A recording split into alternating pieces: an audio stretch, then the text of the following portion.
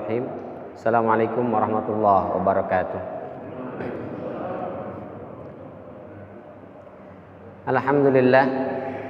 Alhamdulillahirabbil alamin wal aqibatu lil muttaqin wala udwana illa 'alal zalimin. Wassalatu wassalamu ala asyrafil anbiya'i wal mursalin sayyidina wa maulana Muhammadin wa ala alihi wa ashabihi wa man tabi'ahum bi ihsanin ila yaumiddin. Asyhadu an la ilaha illallah wahdahu la syarika lah wa asyhadu anna Muhammadan 'abduhu wa rasuluh alladzi la nabiyya wa la rasula ba'dah. Laqad qala Allah ta'ala fi kitabihil karim ba'da a'udzu billahi minasyaitonir rajim. Ya ayyuhalladzina amanu taqullaha haqqa tuqatih wa la tamutunna illa wa antum muslimun.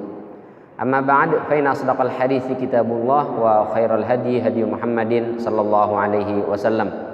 Allahumma aftah lana abwabal ilmi wa akrimna binuril fahmi wa sahil akhlaqana bil hilmi. Allahumma yassir wa la tu'assir fa inna taysira kulli asirin yasirun alaik. Bapak Ibu hadirin sidang jamaah salat subuh rahimani wa rahimakumullah. Alhamdulillah, segala puja, puji serta syukur selalu dan senantiasa kita panjatkan kehadirat Allah Subhanahu wa taala.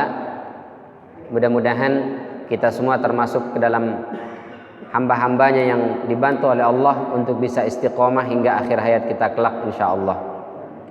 Salawat beriring salam tak lupa kita sampaikan kepada junjungan kita Nabi besar Muhammad sallallahu alaihi wasallam, kepada keluarga beliau, kepada para sahabat beliau, dan juga kepada para pengikutnya yang mudah-mudahan kita semua masuk ke dalam barisan pengikut Rasulullah sallallahu alaihi wasallam yang besok di yaumul qiyamah mudah-mudahan kita semua bisa mendapatkan syafaat dari beliau.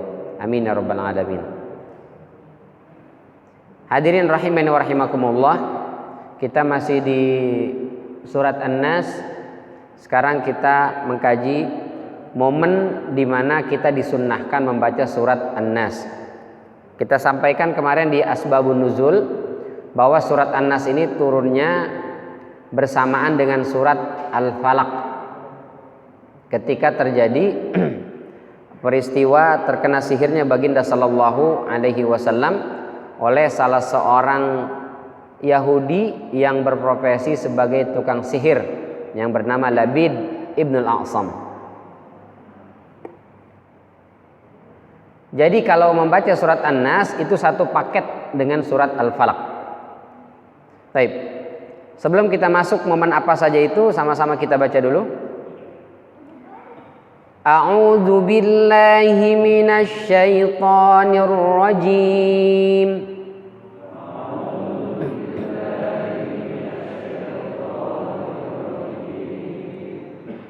Bismillahirrahmanirrahim.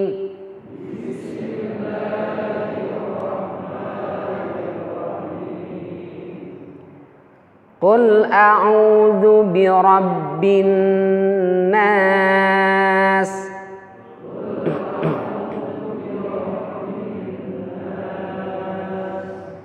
Malikin nas.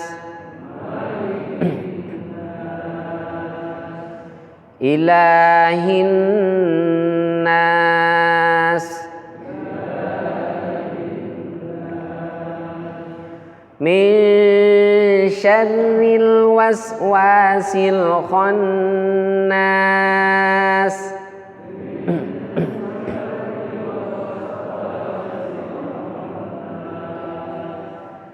Alladzi yuwaswisu fi sudurin nas.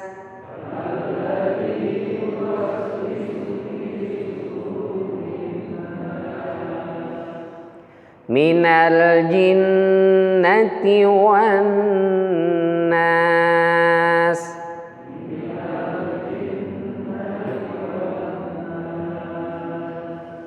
Kita sampaikan kemarin di antara hal-hal yang perlu kita perbaiki ketika membaca surat An-Nas. Meskipun surat ini sudah sangat hafal gitu ya, di luar kepala, bangun tidur aja, bangun baca surat An-Nas, langsung bisa. Ya. Tapi mungkin ada beberapa kekeliruan yang masih kita baca atau kita lakukan ketika membaca surat An-Nas. Di mana itu yang pertama membaca huruf sin itu, sin, sa itu smile. Jadi huruf sin ini adalah huruf-huruf smile. Qul a'udzu birabbin nas. Nas. Nah, itu mulutnya harus terbuka, bukan nos. Nos. Nah, itu enggak smile dia. Makanya kita sampaikan orang kalau rajin baca Quran, itu mukanya itu awet muda, Pak. Karena dia senyum terus. Jadi kalau mukanya yang kaku, keras kayak kanebo kering, itu jangan baca Quran tuh tandanya dia. Atau baca Qurannya tapi tidak sesuai makharijul hurufnya. Karena ada orang baca Quran tuh mulutnya nggak dibuka. Gitu doang, Pak. Harus dibuka. Yang kedua itu nas,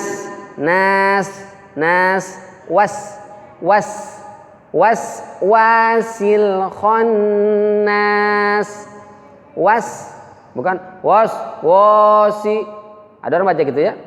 Min syarril waswasi harusnya dengan itu beda. Min syarril waswasi harusnya bukan Yang ketiga, sering terdengar ra-nya dibaca tafkhim. Min syarri. Nah, itu keliru. Seharusnya syarri. Kita sampaikan beda tafkhim pada huruf ra dengan tarqiq bedanya monyong atau enggak. Jadi kalau tafkhim monyong, apanya monyong? Bibirnya. Min syarri. Nah, itu tafkhim keliru. Karena apa? Karena huruf ra kapan kita baca tafkhim? Kalau bunyinya u atau a. Apa misalnya? Narullah, narung. Nah, itu mesti maju. Apalagi misalnya ya ara'aita, harus maju, bukan ara'aita, itu keliru. Naru, nah itu maju. Tapi kalau ri itu bacanya tipis, smile, ri, nggak boleh maju bibirnya. Kalau saya Ustaz nggak dimajuin pun udah maju bibirnya. Nah, meskipun udah maju bibirnya tetap tarik mundur. Jadi cara membacanya min syarri, bukan min syarri. Itu keliru. Ustadz, ini kan ro ini tasydid nih. Kalau tasydid itu berarti ada dua huruf ro-nya. Yang satu ro-nya sukun, yang satu berbaris kasrah. Karena dia dua, yang satu sukun, yang sukun itu yang kita tafkhimkan. Jadi sebenarnya syarri gitu. Nah, ini kebanyakan syekh yang kami temui, kami tanyakan, nggak ada cara membaca seperti itu katanya. Jadi langsung syarri, langsung, bukan syarri. Taib, itu terkait dengan bacaan. Kita masuk ke kapan saja sih sebetulnya kita disunahkan membaca surat An-Nas. Yang pertama adalah setiap pagi dan petang.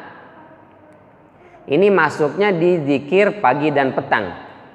Kata Allah Subhanahu wa taala dalam surat Al-Ahzab ayat 42, ba'da a'udzubillahi minasyaitonir rajim, ya ayyuhalladzina amanu uzkurullaha dzikran katsira wasabbihuhu bukratan wa asila. Wahai orang-orang beriman, perbanyaklah zikir kepada Allah dengan zikir yang katsira, banyak. Berapa sanggupnya? Berapa saja? Banyak. Makna zikron katsira. Wasabbihuhu bukratan wa asila, dan juga bertasbihlah kalian kepada Allah bukratan wa asila, yaitu di waktu bukrah. Bukrah itu adalah waktu pagi hari. Wa asila, dan adalah waktu petang. Ini di antara dalil untuk berzikir di waktu pagi dan petang. Ada dalam surat Ar-Rum juga ayat 17 sampai 18, fa subhanallahi hina tumsuna wa hina tusbihun. Dan bertasbihlah kepada Allah Subhanahu wa taala ketika kalian masuk di waktu tumsun, sore hari. Wa hina tusbihun, dan ketika masuk di pagi hari. Walahul hamdu fis samawati wal ardi wa 'ashiyyan wa hina tuzhirun. Dan bagi Allah lah segala pujian di langit dan di bumi dan di waktu asyiyya, itu petang. Tapi petangnya ini di atas tumsun. Kalau tumsun itu antara asar sampai maghrib. Kalau wa asyiya, nah itu dari maghrib sampai isya. Makanya maghrib itu disebut dengan isya. Nah, isya juga isya. Jadi isya'ain. Ada 2 waktu isya. Karena dia sore sudah masuk ke malam, disebut dengan isya. Ada hadis tuh. Idza ijtama'atal isya wal asya faquddimal asya. Kalau ketemu isya dengan asya, isya itu salat di waktu isya. Kalau asya makan di waktu isya. Kata Rasul sallallahu alaihi wasallam, kalau ketemu 2 ini, salat dengan makan di waktu yang sama, maka salat dulu apa makan dulu? Makan dulu kata Rasulullah. Faquddimal asya, maka makan dulu. Supaya apa? Supaya jangan sampai pas lagi salat, udah kriuk-kriuk ini mulut, apa perut kan? Lapar, udah kepikiran itu tadi rendang meneguri banget. Jadi makan dulu. Ustaz, saya kalau makan tuh lama, bisa setengah jam lebih. Kalau begitu jangan dihidangkan di waktu masuk waktu salat. Nah, apakah salat ini salat isya atau salat maghrib? Itu mayoritas ulama mengatakan maksudnya salat maghrib, bukan salat isya. Karena makan itu di masyarakat Arab dia maghrib, habis maghrib makannya itu. Jadi bukan salat isya. Ya. Jadi wa asyiyan wa hina tuzhirun, wa asyiyan di sini sore tapi menjelang malam. Terus wa hina tuzhirun ini di waktu zuhur. Nah, ini di antara dalil untuk zikir pagi dan petang. Seorang muslim membaca zikir pagi dan petang. Pagi itu kapan, Ustaz? Ada 2 pendapat yang saya sampaikan di sini. Yang pertama, Ibnu Taimiyah mengatakan yang dimaksud dengan pagi itu sejak terbitnya fajar shadiq. Jadi fajar ada 2, ada fajar shadiq, ada fajar kadzib. Shadiq itu jujur. Apa maksudnya beneran? Jadi fajar beneran. Kalau kadzib bohong. Fajar tapi sebetulnya dia belum masuk waktu fajar. Ada 2 tuh, ada fajar kadzib, ada fajar shadiq. Mana bedanya? Kalau fajar kadzib itu biasanya jam 4, setengah 4, belum masuk waktu subuh. Itu sudah keluar fajar di sana, cahaya. Apa beda shadiq dengan kadzib? Kalau fajar shadiq itu cahayanya, Bapak Ibu rahmatullahi Allah, membentang dari utara ke selatan. Membentang dia, bentuknya vertikal, bentuknya horizontal. Itu fajarnya shadiq. Kalau fajar kadzib bentuknya vertikal, dari atas ke bawah. Jadi bukan utara selatan, tapi bawah ke atas, gitu dia. Nah, itu fajar, udah keluar fajar tuh. Misalnya kita berada di suatu tempat, nggak ada jam, nggak ada penentu waktu. Kita mau tahu nih, sholat ini udah masuk waktu subuh apa belum nih? Maka kita lihat ke timur. Kalau sudah ada cahaya, kalau cahayanya bentuknya vertikal dari bawah ke atas, itu fajar kadzib, belum masuk waktu subuh. Tapi kalau fajarnya membentang dari utara ke selatan, itu namanya fajar shadiq. Nah, sudah boleh masuk, sudah sholat, boleh untuk sholat subuh. Fajar shadiq namanya. Terus yang kedua, kalau fajar kadzib itu dia dari atas ke bawah itu, terus dari cahaya itu ke ufuk ada jeda warna hitam. Itu kadzib. Jadi cahayanya di atas dia, nggak nempel ke ufuk. Berbeda dengan fajar shadiq. Kalau fajar shadiq itu nempel Pak dengan ufuk. Setelah itu yang ketiga, sampai terbit matahari, fajar ini nggak hilang, ada terus. Cahaya ini terus sampai terbit matahari. Kalau fajar kadzib dia akan hilang nanti. Itu membedakannya. Kalau sekarang sih udah aman, udah ada jam aja. Udah masuk waktu subuh belum? Lihatnya jam. Kalau orang dulu lihatnya kemana? Ke langit. Udah masuk waktu subuh belum? Keluar rumah dia. Lihat. Oh sudah. Ayo azan. Ayo salat. Kalau sekarang malah masuk masjid. Nah, itu bedanya dulu. Kalau dulu keluar masjid, lihat fajar. Kalau sekarang masuk masjid, lihat jam. Syukur-syukur settingannya pas. Yang repot settingannya nggak pas Pak. Apa kesenggol tikus? Apa kena apa? Maju dia 5 menit. Datang udah masuk nih, Allahu Akbar, Allahu Akbar. Masjid-masjid lain belum pada azan, ini udah azan duluan. Nah, ini bahaya. Kata siapa? Kata Syekh Shalih Al Utsaimin, kalau kita tidak memperhatikan waktu itu berbahaya. Karena kalau belum masuk waktu sholat, sah apa enggak sholatnya? Biar kata Al-Baqarah yang dibaca, kalau takbiratul ihramnya belum masuk waktu sholat tidak sah. Kan gampang Ustaz, meskipun kita maju 3 menit dari waktu mestinya, tapi kan gak langsung iqamah Ustaz. Azan ada sekitar 15 menit, 10 menit. Jadi waktu sholat sih tetap masuk. Bagi yang di masjid oke. Tapi bagi ibu-ibu yang di rumah begitu dengar Allahu Akbar, langsung dia sholat. Udah azan tuh, Allahu Akbar, sholat dia nggak sah. Siapa yang bikin nggak sah? Muazin yang kecepatan azannya tuh. Ada beberapa masjid itu yang jamnya kecepatannya nggak banyak sih, 3 menit. Tapi menurut saya 3 menit itu banyak. Kata Syekh Shalih Al-Utsaimin itu nggak sah tuh sholat tuh. Kalau sholat mengikuti azan itu. Sudah beberapa kali kami sampaikan, tolong ini azan kecepatan nih jamnya. Oh iya, kita sudah pada tahu. Pengurus tahu, tapi ada jamaah yang datang ke masjid, dia lihat udah masuk waktu sholat nih, pengurus kagak ada nih, muazin kemana nih? Dia azan. Nah ini bahaya. Jadi harus sesuai dengan waktunya. Yang paling repot kalau waktu Ramadan, azan maghrib 3 menit Pak. Korupsi dia. Tapi sih udah mafhum di sebagian masyarakat yang tinggal dekat masjid itu sudah tahu. Azan begitu azan Allahu Akbar, Allahu Akbar, jangan buka dulu. Kenapa udah azan tuh? Itu azannya masjid ini kecepatan katanya. Udah ketahuan. Tunggu yang di TV aja, di TV katanya. Nah, kata Ibnu Taimiyah, fajar yang dimaksud dengan pagi di mana kita disunahkan baca zikir itu adalah sejak terbitnya fajar shadiq, berarti waktu azan subuh, sampai terbitnya matahari, berarti waktu syuruk. Selesai waktu syuruk, menurut Ibnu Taimiyah sudah tidak masuk kategori waktu pagi yang disunahkan baca zikir.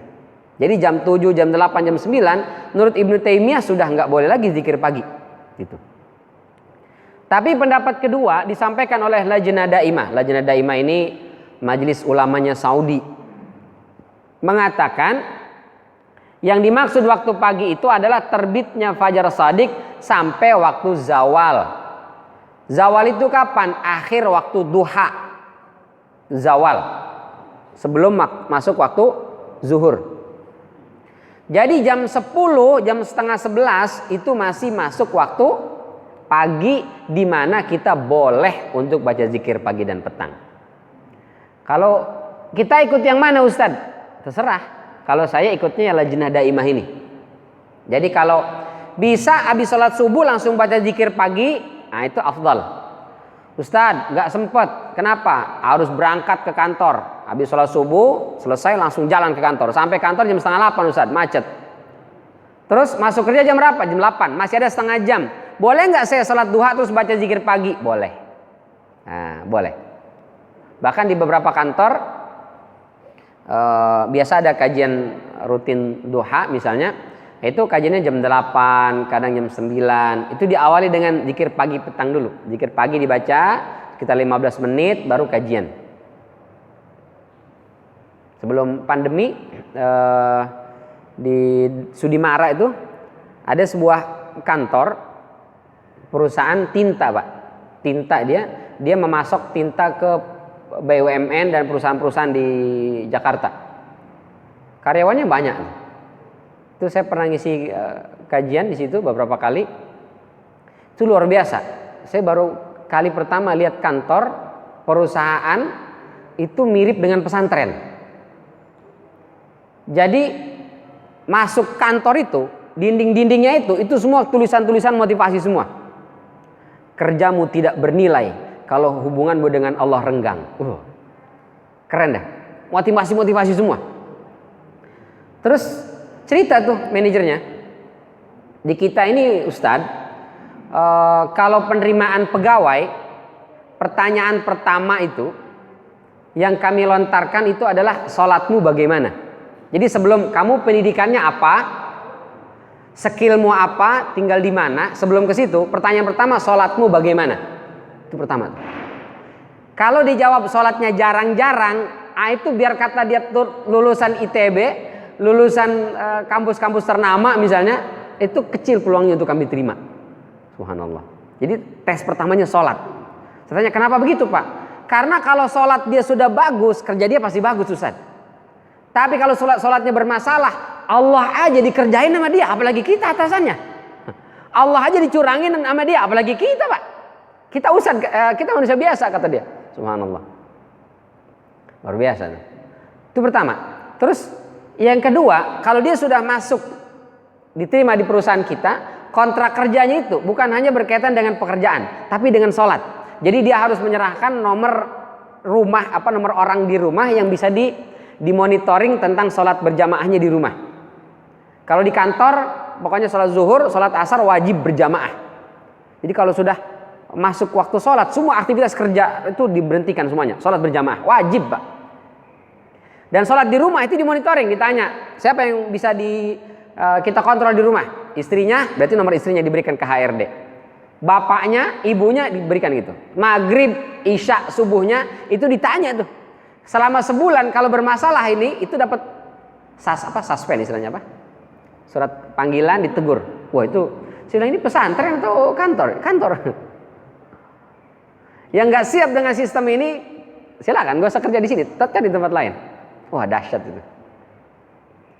Terus setiap pagi itu wajib baca zikir pagi, wajib. Tiap pagi itu. Ada tidak ada kajian baca zikir pagi. Jadi datang itu jam 7 atau setengah 8 lupa saya. Setelah itu setengah jam itu harus baca zikir bersama-sama. Zikir pagi. Wah, itu keren banget tuh. Sampai ada begitu selesai kajian, waktu itu saya mau melanjutkan kajian sebelum pandemi, ya termasuk rocker lah saya. Rombongan kereta, jadi kemana-mana naik kereta gitu. Jadi dianterin ke stasiun. Salah satu pegawainya itu, saya tanya, gimana Mas kerja di sini? Kerasan nggak? Wah, saya kerasan banget Ustaz. Saya sebetulnya alumni pesantren. Di pesantren aja saya nggak gitu-gitu banget. Tapi begitu di sini, sholat saya jadi terjaga luar biasa. Ibadah saya jadi meningkat. Dan ternyata itu yang pernah disampaikan oleh Vladimir Putin, bahwa etos kerja itu akan meningkat kalau spiritualitas seseorang itu tinggi. Jadi kalau orang spiritualnya bagus, etos kerjanya pasti meningkat. Luar biasa. Dan spiritualitas agama kita sholat ukurannya kan. Orang ini beragama bagus apa enggak? Ukuran standarnya sholat. Dia rajin sholat apa enggak gitu. Adapun baca Quran, infak, sedekah yang lain, itu bukan standar utama. Standar utamanya sholat. Maka kata Vladimir Putin, kalau Rusia ingin bangkit, jangan jauhkan masyarakatnya dari agama. Karena agama yang bikin etos kerjanya meningkat. Padahal Putin kan, Rusia kan negeri komunis. Komunis kita tahu, negeri komunis itu adalah negeri yang sangat memisahkan antara agama dengan negara. Bahkan cenderung memusuhi komunis itu.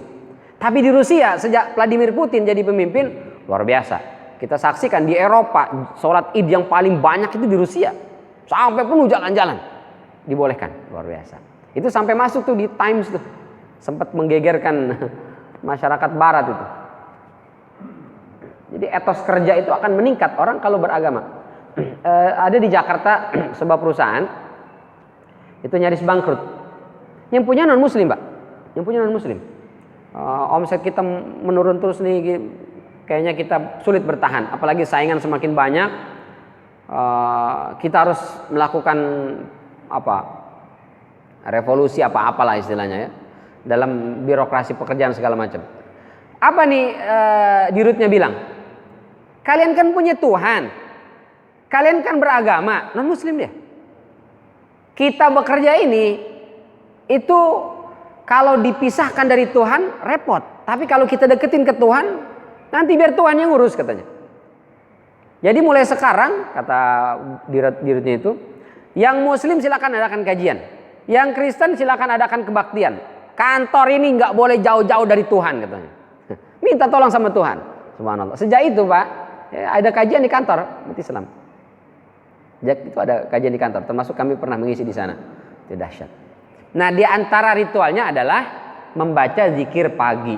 Subhanallah, sampai sekarang bertahan itu perusahaan. Sampai sekarang bertahan. Apalagi perusahaan tinta tadi itu. Wah, itu dahsyat banget. Keren itu. Yang kedua, kapan yang dimaksud dengan sore? Sore itu kata Lajnah Daimah habis asar sampai tenggelamnya matahari. Yang kedua, kata Imam Nawawi, yang dimaksud dengan sore itu adalah sampai maghrib, dari habis asar. Jadi selesai asar sampai masuk waktu maghrib. Apa beda maghrib dengan tenggelamnya matahari? Kadang azan maghrib matahari belum tenggelam betul. Ya, kalau kita baca hadis-hadis tentang waktu sholat itu di Bulughul Maram misalnya, Ibnu Hajar Al-Asqalani memasukkan hadis, kata sahabat selesai maghrib itu kita pulang, kalau orang lempar panah jatuh di mana anak panah itu masih kelihatan. Jadi selesai sholat maghrib terus kita lempar anak panah itu masih kelihatan di mana jatuhnya. Kira-kira udah gelap apa belum itu? Masih terang ya. Sekarang kita pulang maghrib, jangankan lempar anak panah, got depan kaki kita aja kadang nggak kelihatan Pak, kejeblus dia. Karena sudah gelap. Nah itu dulu masih belum tenggelam betul matahari, masih terang sinarnya ya, sinarnya masih ada, sehingga bedanya di situ. Tapi kata Imam Nawawi kalau sudah masuk azan maghrib sudah selesai. Jadi kalau selesai maghrib nggak boleh lagi untuk membaca zikir sore. Nah ini yang dimaksud dengan waktu pagi dan petang. Apa keutamaannya? Yang pertama kata Rasul sallallahu alaihi wasallam, ini riwayatnya Imam Tirmidzi, juga Abu Daud dan juga An-Nasai dalam sunannya. Bismillahirrahmanirrahim. Wa an Abdullah bin Khubaib, dari Abdullah bin Khubaib qala radhiyallahu anhu qala, semoga Allah meridainya, telah berkata, kharajna fi lailatin muqtirin wa zulmatin syadidah. Kami keluar di malam hari turun hujan, gelap pekat. Ini salatnya salat subuh. Jadi hujan deras. Kalau hujan deras kan mendung, gelap. Nah, hujan deras. Natlubu Rasulullah sallallahu alaihi wasallam. Kami memanggil Rasul sallallahu alaihi wasallam. Jadi biasa Bilal misalnya azan subuh atau Abdullah bin Umi Maktum azan subuh, itu jeda antara azan dengan iqamah agak lama Pak. Itu disebut dengan waktu ghalas. Wah, jadi sholat yang afdal itu adalah waktu ghalas, sholat subuh. Waktu ghalas itu berapa lama? Kata para ulama, dia adalah thuluthus sa'ah, sepertiga jam. Jadi kalau 1 jam 40 menit, sepertiganya berarti 20-an menit. Itu waktu yang paling afdal untuk sholat subuh adalah setelah azan 20 menit. Itu yang paling afdal. Cuma kalau di masjid kita, Ustadz pengen sih 20 menit. Cuma kalau 20 menit sekarang tuh orang banyak yang kerjanya di Jakarta, kerjanya di mana jauh. Jadi kalau kita paksakan 20 menit, kasihan Ustadz, nanti mereka nggak dapat, kejebak macet segala macam. Pertimbangannya banyak Ustadz, jadi nggak bisa kita 20 menit. Nah, antara 10 sampai 15 menit. Jangan cuma 3 menit, adik cuma 2 menit. Jadi selesai azan, qobliyah subuh cepet lagi, tok selesai, langsung Allahu Akbar, asyhadu la ilaha illallah. Di sana baru wudu. Loh, kok udah qomat kata dia. Jalan dari rumah dia ke masjid, sampai di masjid udah kelar sholat subuhnya. Karena sholatnya cuma kul aja, kul huwallahu ahad sama kul a'udzu birabbil falaq, kelar. Kecepatan itu ya. Nah biasanya Rasulullah sallallahu alaihi wasallam ketika azan itu belum ke masjid, masih di rumah. Nanti iqamah baru datang ke masjid. Sholat qobliyahnya di mana Rasulullah? Di rumah. Karena sebaik-baik sholat sunnah atau sholat laki-laki yang paling baik itu di rumah, illal maktubah, kecuali sholat fardu. Jadi kita ini sholat kita yang paling terbaik itu di rumah Pak, kecuali sholat fardu. Sholat fardu sholatnya di masjid. Jadi sholat qobliyah ba'diyah di mana afdalnya? Di rumah afdalnya, bagi yang rumahnya dekat dengan masjid. Ya, Rasulullah rumahnya di mana? Nempel sama masjid. Ya, dekat apa jauh itu? Ya nempel. Jadi kalau sholat qobliyah 2 rakaat itu insya Allah tidak akan masbuk. Tapi kalau rumah kita jaraknya 500 meter atau lebih, maksain hadis ini, Rasul bilang sholat itu harus di rumah, maka saya harus di rumah. Qobliyah lah dia di rumah. Selesai qobliyah dia datang ke masjid, masbuk, bahkan mungkin sudah selesai, maka jadinya makruh. Di mana sholatnya? Di masjid yang afdal. Datanglah sebelum azan, begitu selesai azan, kita sudah ada di masjid, maka sholat qobliyah, dapat keutamaan tuh salat qobliyah. Gitu. Nah, Rasulullah sallallahu alaihi wasallam masih di rumah. Karena hujan deras, ini udah 15 menit kok Rasul belum juga nongol. Sudah 20 menit kok Rasul belum juga keluar nih. Maka Abdullah bin Khubaib itu keluar dari masjid ke rumah Rasul sallallahu alaihi wasallam. Diketuklah rumah Rasul. Ya Rasul, ini udah mau qomat nih. Gitu. Kami menunggu engkau ya Rasul. Bilal nih belum mengumandangkan azan. karena hujan deras dan juga gelap, maka sahabat ini keluar mencari Rasul sallallahu alaihi wasallam. Fa adrakna, lalu kami mendapati Rasulullah. Lalu kata Rasul, siapa itu? Abdullah ya Rasul. Qul, ucapkan. Hah? Ma aqul, apa yang saya mesti ucapkan ya Rasul? Qul, apa yang saya ucapkan ya Rasul? Qul huwallahu ahad wal muawwidzatain hina tusbih wa hina tumsi thalatha marrat. Kata Rasulullah, bacalah surat Al-Ikhlas, surat Al-Falaq dan surat An-Nas, itu disebut dengan Al-Muawwidzatain. Kapan itu? Hina tusbihu wa hina tumsi, ketika waktu pagi dan sore hari. Berapa kali? Thalatha marrat, 3 kali. Apa yang kita dapat? Takfika min kulli syai'.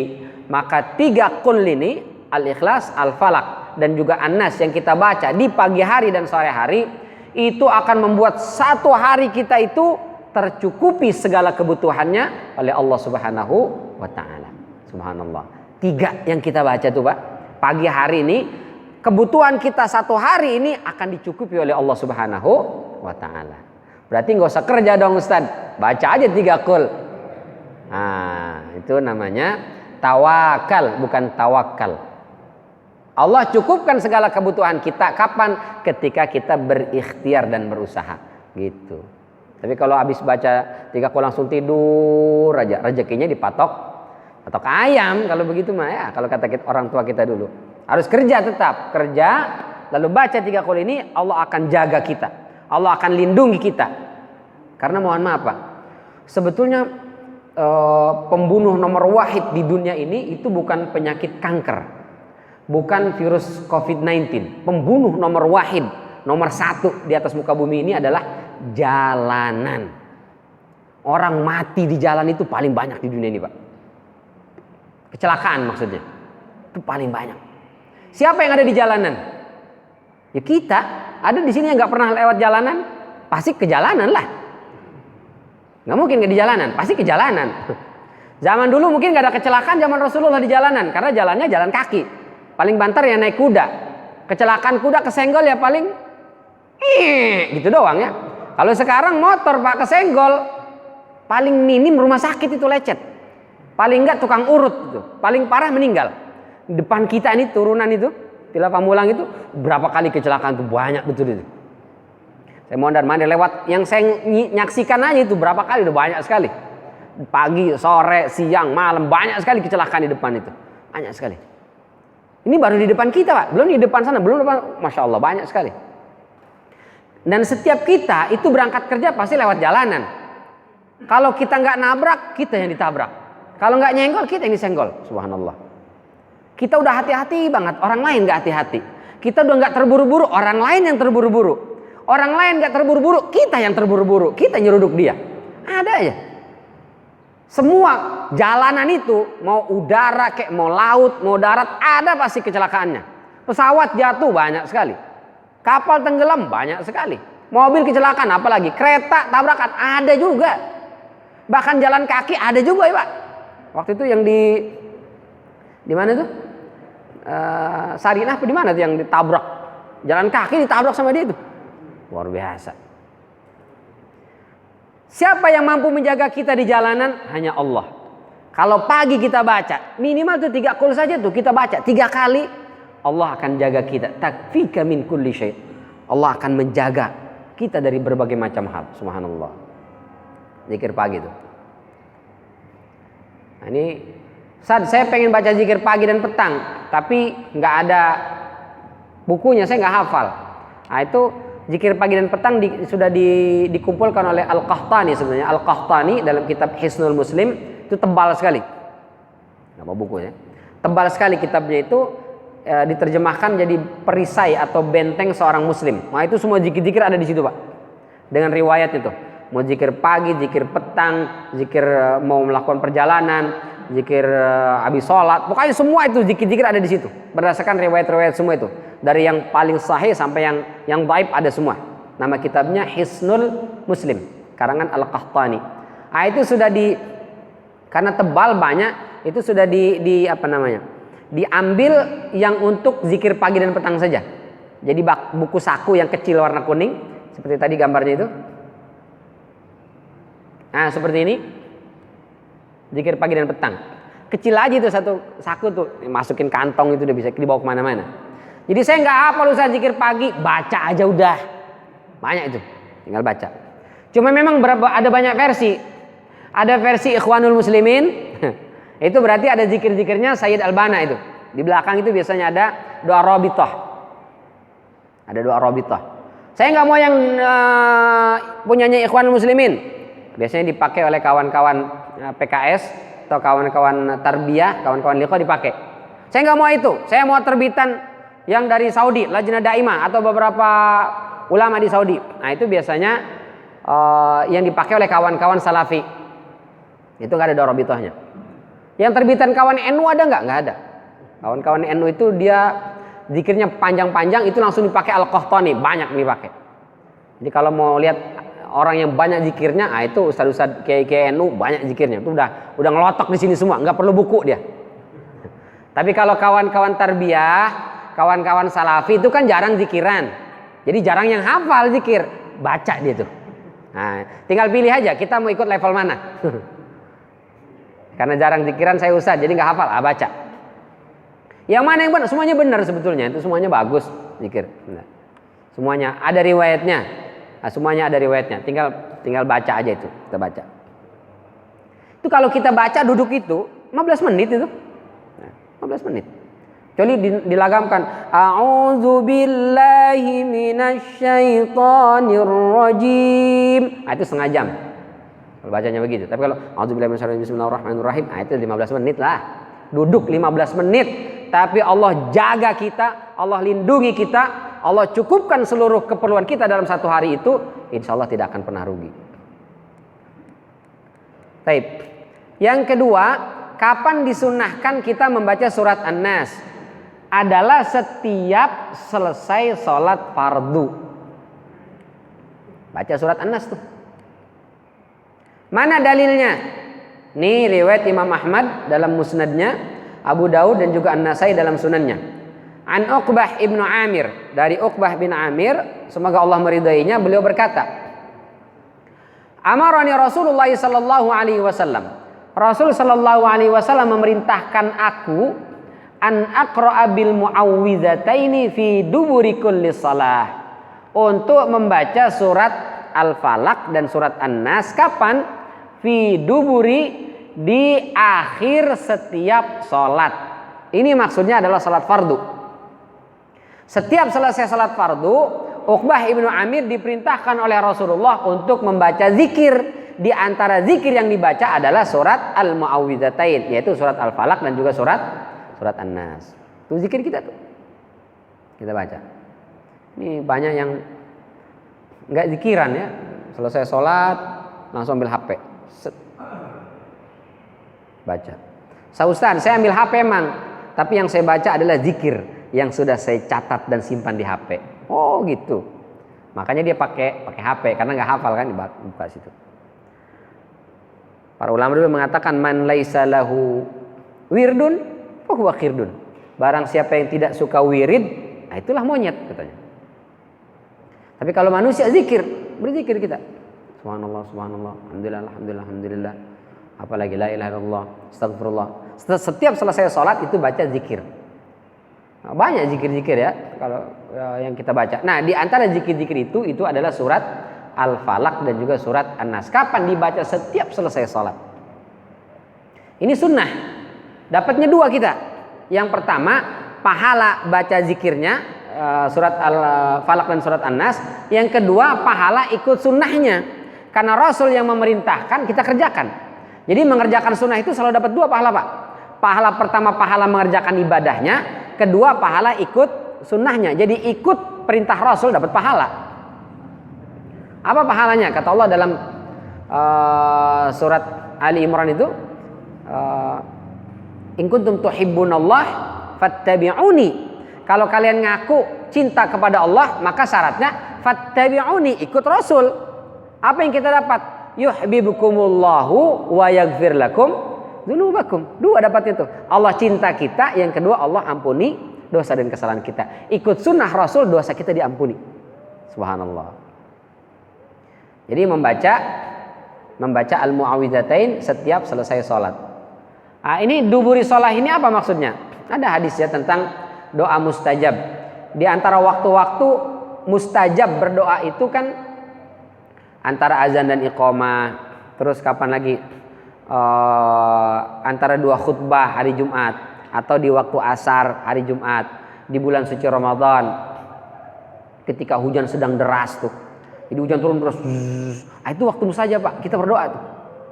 Jadi kalau lagi di jalan naik motor atau naik mobil turun hujan deras, jangan mengumpat pakai hujan lagi. Nah, itu marah-marah dia.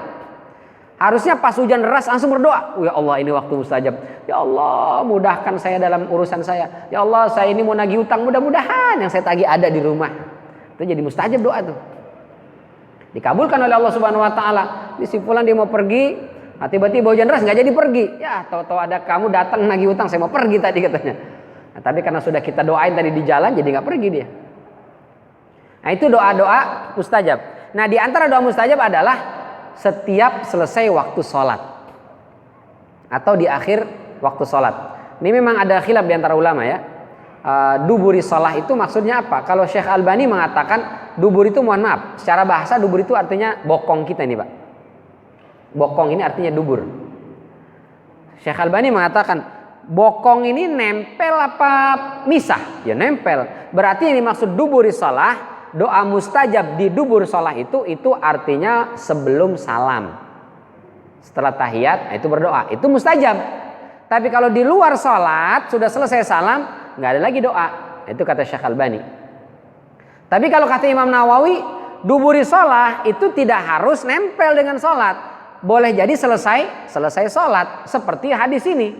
Hadis ini bilang baca surat Al-Mu'awwidzatain kapan? Fi duburi kulli salam, baca surat Al-Falaq dan An-Nasnya setelah salam. Berarti doa yang mustajab juga boleh dibaca setelah selesai salam.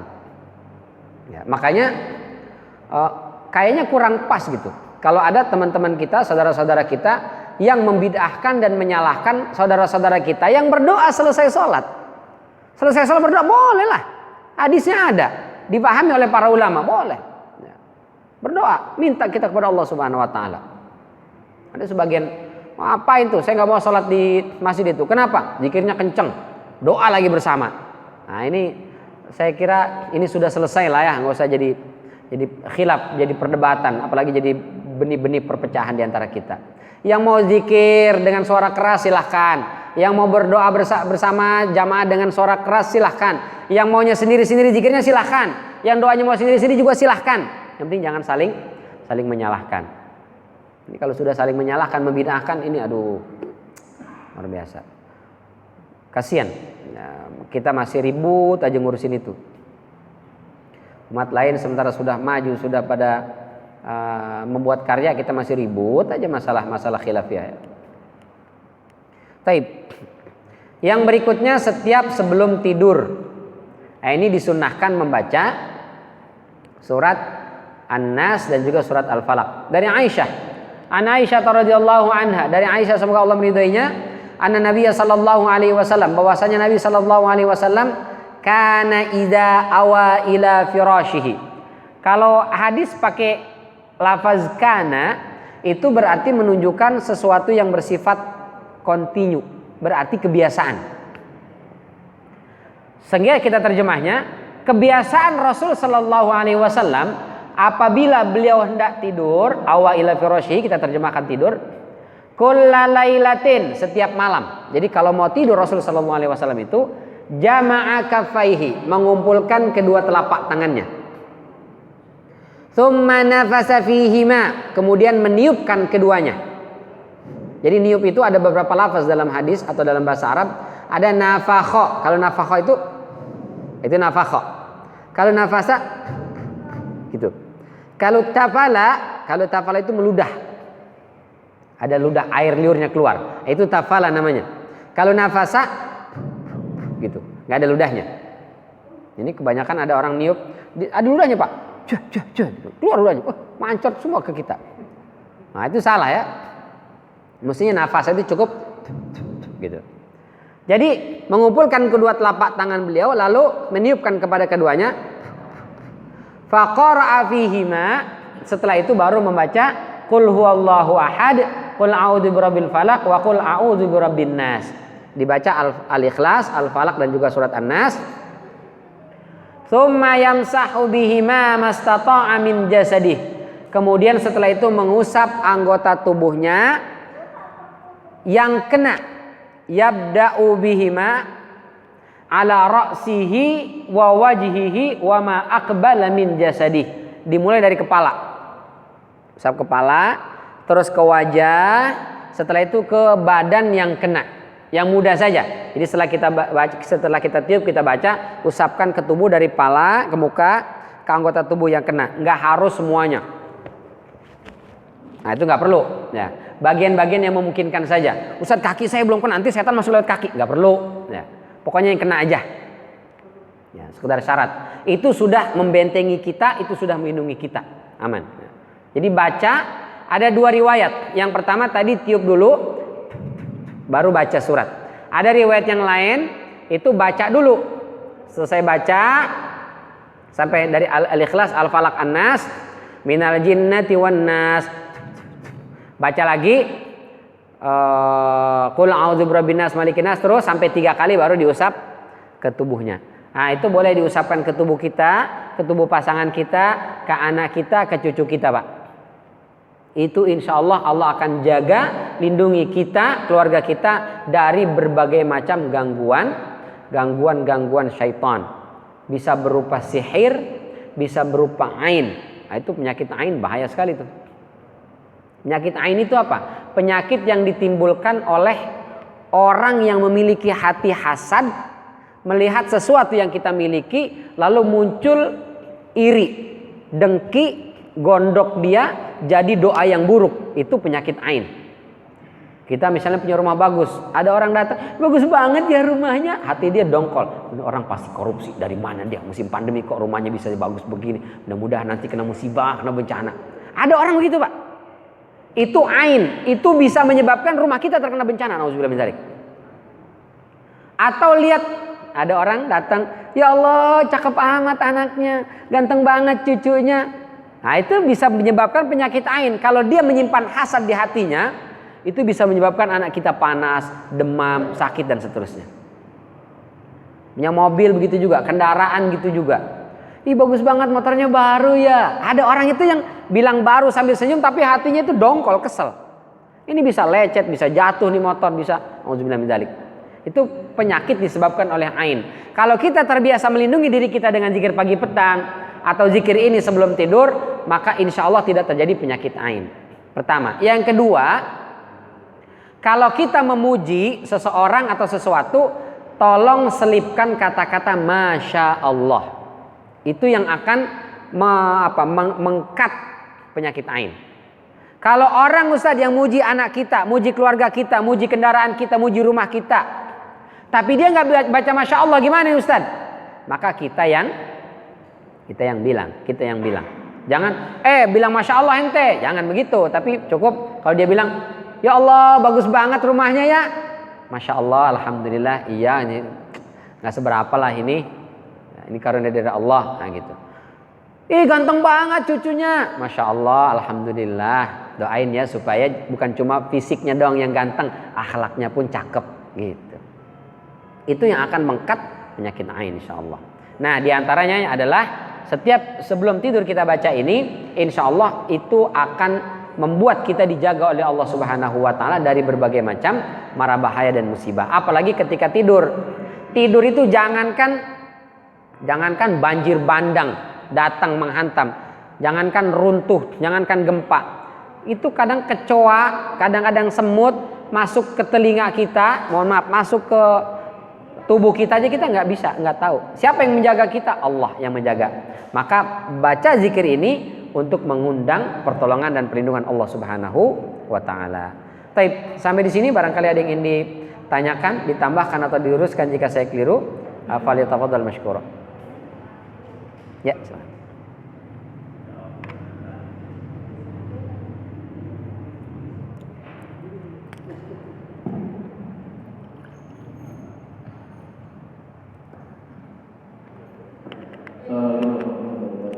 Assalamualaikum warahmatullahi wabarakatuh.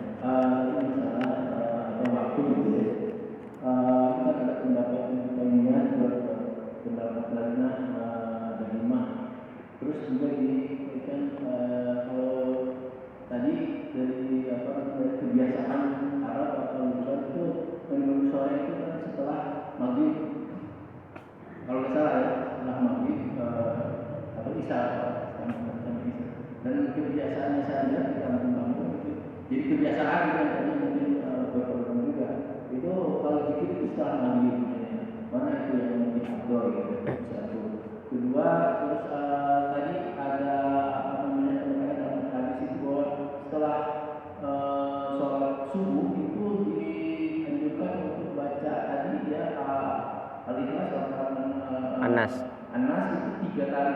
Apakah kalau satu kali memenuhi syarat, ya? Satu kali misalnya itu sudah subuh.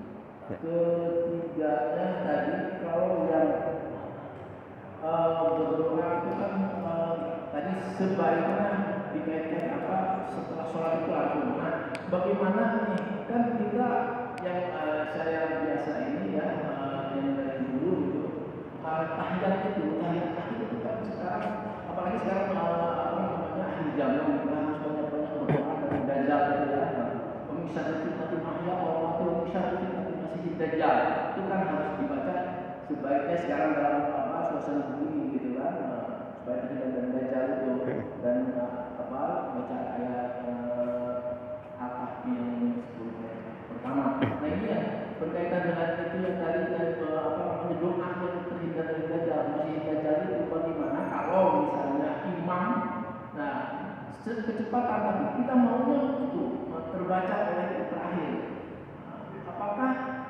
kan selama ini kita biasanya dalam tahiyat itu ada terakhir kan apakah baca saja setelah sholat itu gitu kan karena kita mengikuti imam atau guru gitu kan apakah bacanya setelah sholat baik terima kasih ya.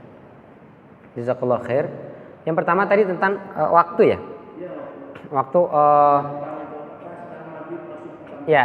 Kalau tadi Lajnah Daimah mengatakan sampai tenggelamnya matahari, ini maksud di sini ini adalah zikir petang yang ada amsayna wa amsal mulku lillah yang itu. Bukan zikir-zikir secara umum, bukan. Zikir khusus yang petang maksudnya.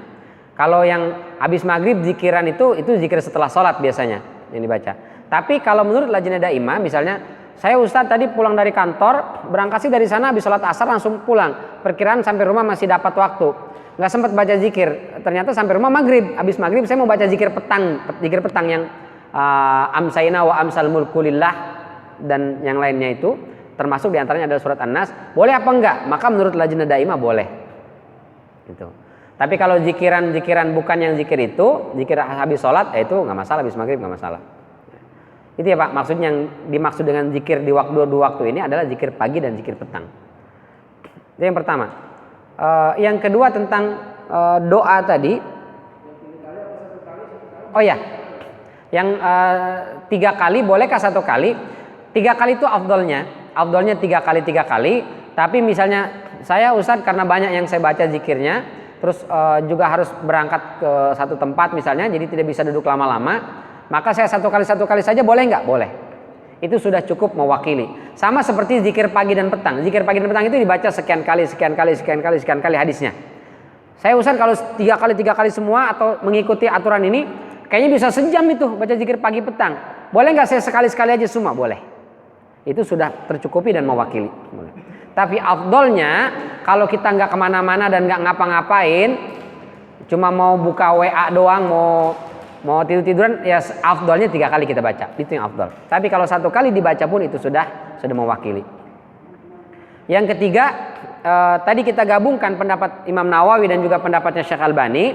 Syekh Albani mengatakan doa mustajab maksudnya sebelum salam, berarti setelah selesai tahiyat ditambah doa-doa tadi, diantaranya itu doa yang dibaca Abu Bakar juga, Allahumma inni zalamtu nafsi zulman katsiran, dan doa-doa yang lainnya itu dibaca antara selesai tahiyat dengan sebelum salam. Sementara Imam Nawawi mengatakan selesai salam zikir, setelah itu dilanjutkan dengan doa juga nggak masalah. Itu masih masuk makna dari hadis doa mustajab, itu boleh. Nah, berdasarkan dua pemahaman ini, maka kalau kita dapat membaca selesai tahiyat sebelum salam doa-doa tadi, terutama dari 4 itu, adzabil qabri, fitnatil mahya wal mamat, dan fitnatil masihid dajjal, dibaca di situ, itu yang afdal. Selesai tahiyat sebelum salam, itu yang afdal. Tapi Ustaz kebetulan imamnya cepat nih. Jadi saya baru asyhadu anna Muhammadar Rasulullah. Imam udah salam. Kan makruh hukumnya kalau saya entar dulu salamnya, belum kelar doanya, biar imam duluan dah. Cuma tinggal salam saya juga udah bisa misalnya kan. Nah, ini tetap tidak boleh, makruh. Ya, hukumnya makruh. Jadi kalau imam sudah salam, mau selesai belum selesai bacaan kita, tinggalkan. Tapi saya mau doa itu Ustaz, silahkan doa nanti setelah salat zikir lalu baca doa itu, boleh Pak. Ya, afdal. Atau misalnya saya langsung jalan Ustaz, langsung selesai sholat langsung jalan, silakan zikir sambil jalan. Enggak mesti zikir di tempat duduk itu, boleh. Saya sudah setel mobil, boleh. Doa di situ boleh. Tapi jangan nyetir mobil angkat tangan, cukup doa aja biasa begini. Kalau angkat tangan bahaya nanti. Itu ya Pak, wallahu a'lam bishawab. Ada lagi?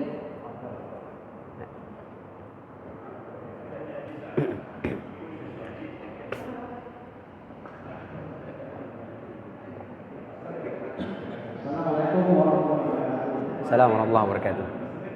Saya menanya tentang masalah fajar apa? Fajar Sadiq. Ya, itu kan antara 3 sampai 9 subuh. Yang itu kalau cuaca normal, kalau hujan deras semuanya saya akan menunjukkan. Nah, itu satu Pak. Yang kedua, ini kan masalah Palestina sama Israel. Masalah apa? Masalah Palestina dan Israel. Oh, Palestina Israel. Oh, karena saya pakai sorban ini ya. Pokok ada bulan puasa, bulan apa saat itu Israel tidak. Kalau kita lihat secara terang, itu kaum daripada Hud, kaum dari Nuh, itu kan Allah segera masih laknat, akan habis kita, kapal habis termasuk anak. Jadi di sini yang ini saya tanya, kok Allah bukan kita seuzon Allah tidak boleh? Kalau tidak, kenapa tidak ada? Yang kedua, menurut pengamatan saya berbagi bahwa masalah wilayah, masalah Palestina bukan masalah agama saja, wilayah juga. Jadi maksud dari kaum Nuh, daerah Israel dihabiskan.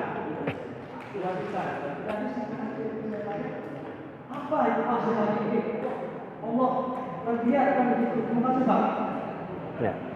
Wah, ini karena saya pakai sorban Israel jadi semangat nih Pak ya. Israel, Palestina. Baik. Yang pertama fajar Sadiq tadi betul. Kalau cuaca mendung atau hujan itu memang kesulitan untuk melihat fajar. Nah, itu biasanya yang dilihat kondisi alam, langit dan seterusnya. Ada nama ilmunya ilmu falak. Itu di sini mungkin agak jarang di masyarakat perkotaan mempelajari ilmu falak. Yang ada jadi tukang palak. Nah, itu banyak. Tapi di beberapa daerah, beberapa pesantren itu ilmu falaknya masih kuat Pak. Di beberapa pesantren bahkan mereka nggak punya jam. Mereka menentukan waktu sholat itu semua yang lihat langit. Itu luar biasa. Hujan mendung mereka sudah tahu ilmunya. Saya tidak termasuk orang yang mempelajari ilmu falak, tapi ada ilmunya. Bagaimana kondisi cuaca lagi hujan, mendung dan seterusnya. Itu Pak. Yang kedua tentang Israel menjajah Palestina. Kenapa kok masih terjajah terus itu? Kan gampang buat Allah hancur leburkan seperti kaum Ad, kaum Samud dan seterusnya. Habisin aja Israel, kelar urusan. Biar kita nggak tiap tahun ribut ngurusin Palestina Israel misalnya. Pertama, kita nggak boleh nanya tentang Allah. Kenapa Allah lakukan itu? Nggak boleh. Dalam surat Al-Anbiya, la yus'alu amma yaf'alu wa hum yus'alun. Allah nggak boleh ditanya dan tidak berhak ditanya. Yang ditanya itu kita. Lalu bagaimana? Kita boleh nanyanya begini, apa sih hikmahnya gitu? Apa hikmahnya Allah membiarkan Israel menguasai Palestina? Itu bagus. Jadi jangan kita tanya, kenapa sih Allah biarin? Nah, itu nggak boleh. Bukan nggak boleh, secara adab kurang pas. Taib, itu pertama. Yang kedua, Dalam surat Ibrahim ayat 42 Allah katakan wala tahsabannallaha ghafilan amma ya'maluz zalimun. Jangan kalian kira Allah itu ngebiarin apa istilahnya? Lalai, cuek terhadap orang-orang zalim yang merebut harta, merebut tanah, menzalimi, menyakiti, menganiaya, membunuh, membombardir. Jangan kalian kira Allah itu tutup mata, tutup telinga, cuek. Innama yu'akhiruhum liyaumin tashkhasu fihi al-absar. Tapi Allah undur hukuman untuk mereka itu kepada hari di mana nanti hari kiamat ketika mata itu terbelalak. Kenapa Allah lakukan ini? Apa hikmahnya? Pertama, untuk menguji orang-orang itu sanggup nggak bersabar di jalan Allah, bertahan nggak, istiqomah nggak, meskipun mereka disiksa, dibombardir, direbut tanahnya, dikuasai. Apakah mereka bersabar? Kalau mereka bersabar, ujian keimanan. Disitulah nilai plus untuk mereka. Untuk mereka nih, pertama. Yang kedua, untuk selain yang tinggal di situ. Apa hikmahnya? Allah mau lihat, ada nggak kepedulian kita terhadap mereka? Jangan-jangan urus lu sendiri. Siapa suruh tinggal di situ? Kalau nggak mau diserang Israel, pindah dong. Bumi Allah ini luas, hijrah. Nah, itu ada tuh orang-orang kita begitu, Pak. Dia nggak mau bantu. Dia bilang hijrah aja. Kalau nggak ada tempat di negeri Arab, Indonesia banyak pulau nganggur, pindah aja orang Palestina ke situ. Tinggalin tuh, biar Israel udah ngabisin aja semuanya. Itu tidak ada kepedulian umat Islam. Mau nggak bersatu? Dulu Salahuddin Al-Ayyubi, dari dulu tuh ya, dulu dikuasai oleh Salibis. Maka Salahuddin Al-Ayyubi dari Suriah itu diutus untuk membebaskan Al-Aqsa. Dia jalan ke Yordan, terus ke Mesir, dari Mesir masuk lewat jalur Gaza. Apa yang dilakukan oleh Salahuddin Al-Ayyubi untuk membebaskan Al-Aqsa? Yang pertama dia lakukan, sekian bulan itu belum masuk ke Palestina, belum merebut Al-Aqsa. Sampai ditanya, apa yang kau lakukan? Kau diutus untuk merebut Aqsa. Kenapa kau masih di Mesir? Apa jawab Salahuddin Al-Ayyubi? Bagaimana mungkin kita bisa merebut Al-Aqsa kalau umat Islam di luar Al-Aqsa sholat subuhnya sepi, hanya ada 1-2 baris. Itu kata Salahuddin Al-Ayyubi. Maka sebelum dia merebut Al-Aqsa, pertama dilakukan oleh Salahuddin Al-Ayyubi adalah membangun semangat dan kesadaran umat Islam penting sholat di masjid, penting menjaga masjid. Masjid yang mana? Masjid dekat rumahnya. Dengan cara apa? Dengan cara sholat berjamaah. Maka Salahuddin Al-Ayyubi menggagas ide supaya menggerakkan seluruh elemen masyarakat untuk sama-sama berbondong memenuhi sholat berjamaah di masjid, terutama waktu subuh. Kalau subuh sudah sama jumlah jamaahnya dengan sholat Jumat, baru dia umumkan, saya akan merebut kembali Masjid Al-Aqsa. Semua orang langsung teriak, kami ikut. Subhanallah.